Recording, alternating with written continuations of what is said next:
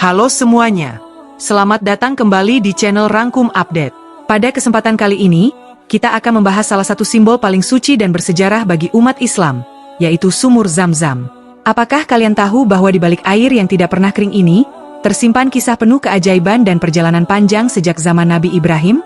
Yuk, kita jelajahi bersama sejarah dan keistimewaan sumur Zam-Zam yang sudah ada sejak ribuan tahun lalu.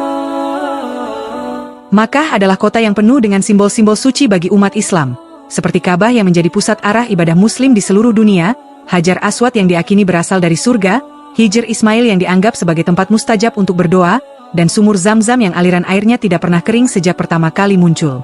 Zam-Zam memiliki sejarah unik sebagai satu-satunya sumber air di padang gurun dan menjadi tempat berkumpulnya berbagai suku hingga terbentuk sebuah peradaban yang makmur. Keistimewaan air Zam-Zam disebutkan dalam Al-Quran dan hadis. Kisah sumur Zam-Zam bermula ketika Nabi Ibrahim meninggalkan istrinya, Hajar, dan anaknya, Ismail, di lembah tandus Makkah.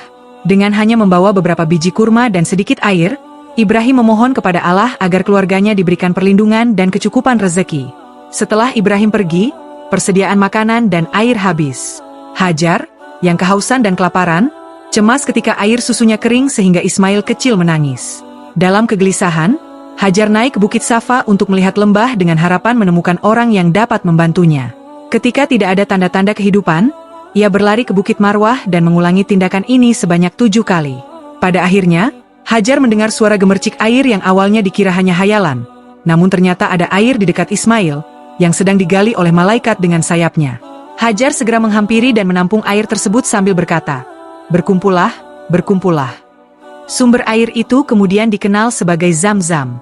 Beberapa waktu kemudian, dua suku besar dari Yaman, yaitu kabilah Jurhum yang dipimpin oleh Mudad bin Amr dan kabilah Katura yang dipimpin oleh Asamaida bin Hautsar, tiba di Makkah.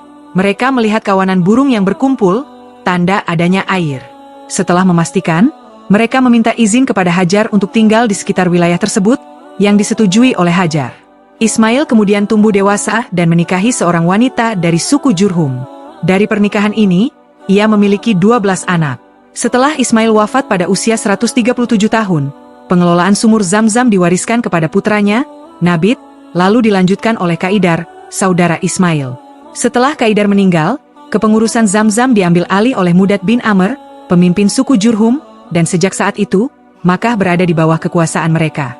Namun, dengan berjalannya waktu, suku Jurhum melakukan banyak tindakan yang tidak adil di Tanah Suci, termasuk menjarah harta benda di dalam Ka'bah.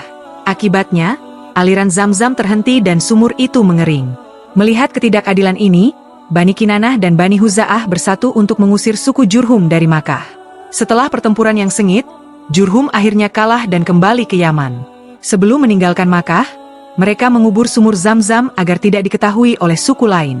Selama berabad-abad, sumur Zam-Zam tertimbun dan tidak ditemukan lagi. Hingga akhirnya, kakek Nabi Muhammad, Abdul Muthalib, berhasil menemukannya kembali dan aliran air Zam-Zam muncul lagi seperti semula.